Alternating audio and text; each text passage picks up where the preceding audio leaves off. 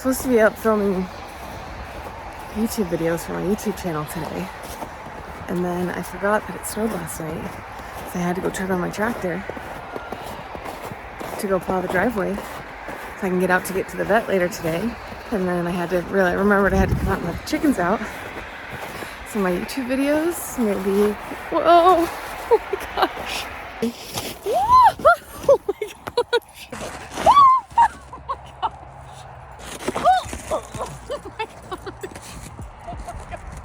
That's like 5 times now. With or without makeup today.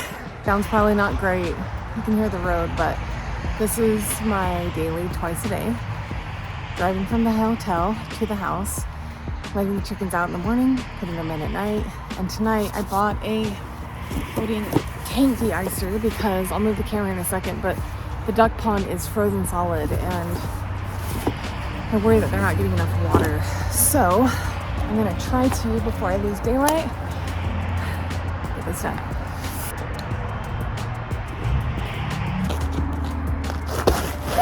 Oh my gosh.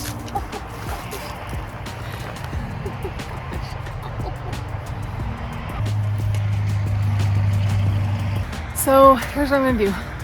I was gonna hook up the de-icer first. First, I'm gonna hook up the hose to the pump, see if I run fresh water in, if that will make a weak spot. I can pull the chunk of ice out, refill it with fresh water before I lose daylight, put the de-icer in, and get the chickens in.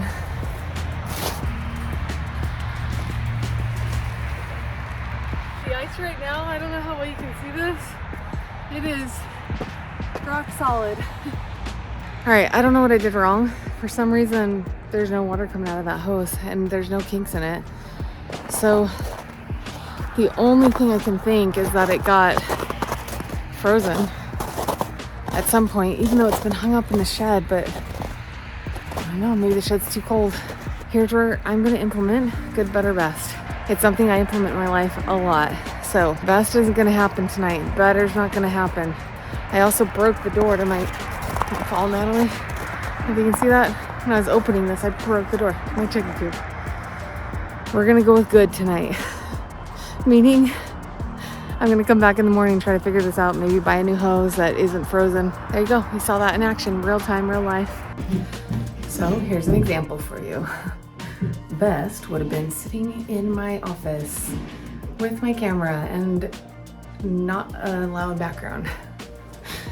That can't happen because currently our house is flooded and people are tearing out all the tile in the bathroom trying to talk quiet. So I'm gonna revert to what's better. Can I prop my phone up on a tripod so it's not shaky for you guys and go film somewhere else in the house? Maybe that's not gonna work, so I'm gonna focus on good.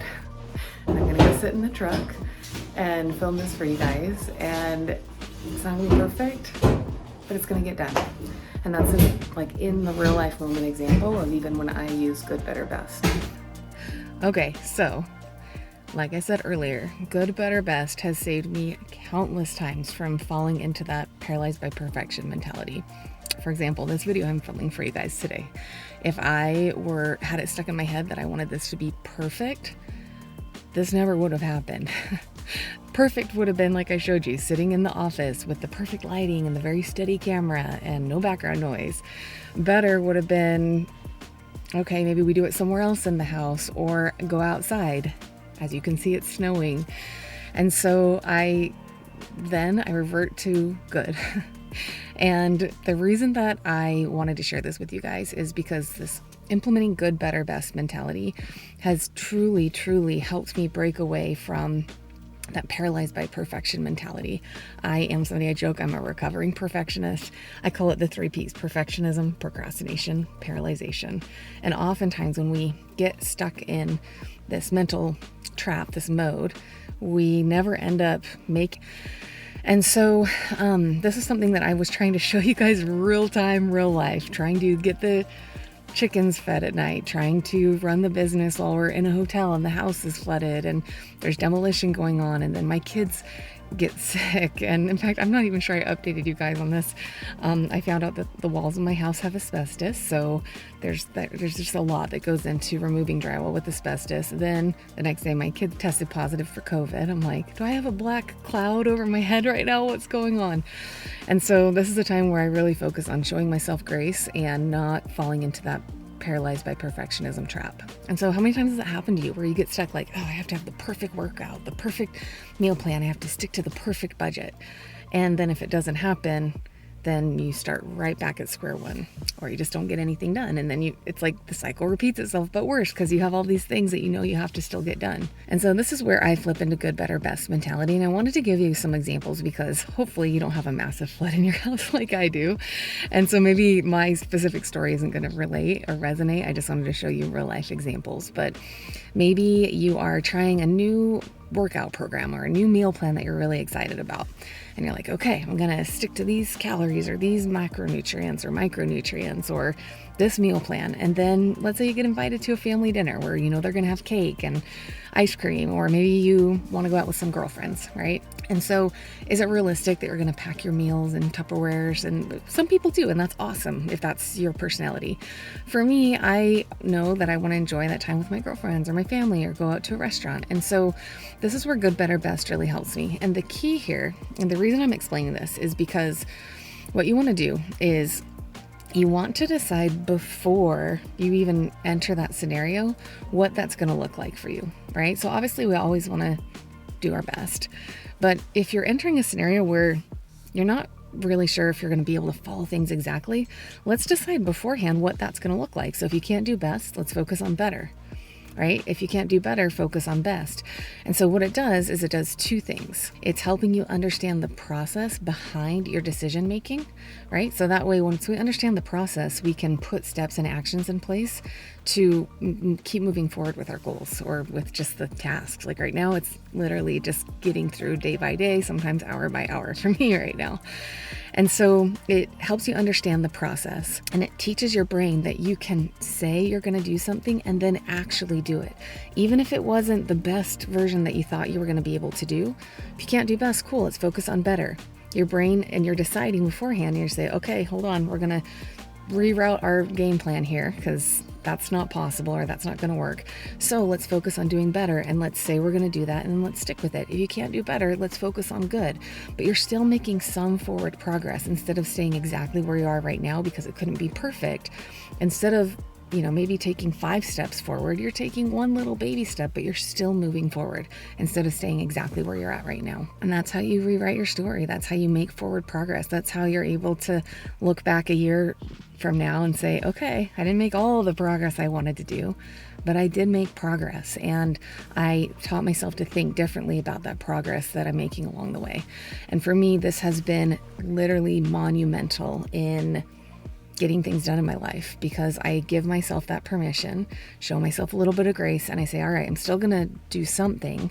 It's just we're going to focus on good, better, best.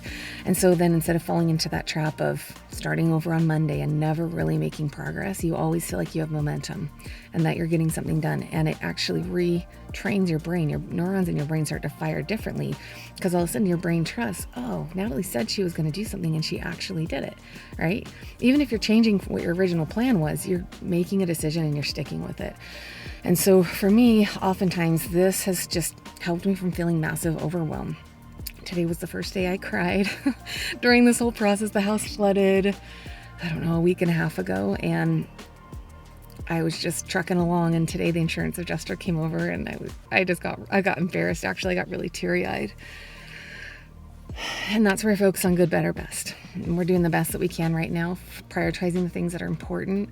And maybe right now 90% of my stuff is going to be good and not better and not best, but that's okay. I have agreed to it. I've made the decision. I'm going to stick to that. So I hope that was helpful for you guys. For me, there's going to be a consistent theme that you hear me talking about, right? I'm not saying don't set and achieve big goals, right? Obviously that's all probably what a lot of us want to do. But if you're setting these big goals and then you hit diversions along the way, you're going to just be setting yourself up for failure and not really making forward progress. And so these are little tricks that I've learned along the way. Oh, my daughter's coming in. Hold on. What's up, babe? What's up? I finished school. You finished school? Okay, I'll come in just a second. I'm almost done. I love you. Get inside. It's snowing, you crazy girl. Where's your shoes? Oh my goodness. My daughter's doing remote school today because she had that positive COVID test. So maybe for you, what does this look like this week? In fact, let's start a conversation in the comments. I love hearing your guys' versions of good, better, best. So maybe you have plans to go out to dinner. Okay. Maybe, best would be accurately planning everything out before you go, right? Is that realistic? So maybe can you look at the menu beforehand and try to decide on some healthier options? Or can you say, all right, I know I'm going to want a glass of wine, so can I swap out, the carbohydrate for a glass of wine, right? I do that often. In the past, I've done that. Or maybe you say, no, I actually do want the carbs. I do want wine. So can I maybe pass on dessert? Starting to get used to that process of, hey, let's decide beforehand what this is going to look like and let's work on sticking to that. And if it doesn't work, if you realize I'm still not sticking to it, then let's scale back a little bit next time. It's a learning process as you go along the way. And with the chickens, I wanted to show you real life. With the construction house, I wanted to show you some real life examples, and I want you guys to try this. So maybe take a look at the week or next 2 weeks you have moving forward and say, all right, where are some times where I might want to implement good, better, best, and what would that look like to me? And write it out, or just have a game plan in your head, and then just assess, see how that feels to you, and if that helped you feel like you had forward progress, if that helped prevent you from feeling like you failed or you screwed up or you made a mistake, did it make you feel like, okay, so it wasn't the exact plan I wanted, but I stuck to it, and that felt really good.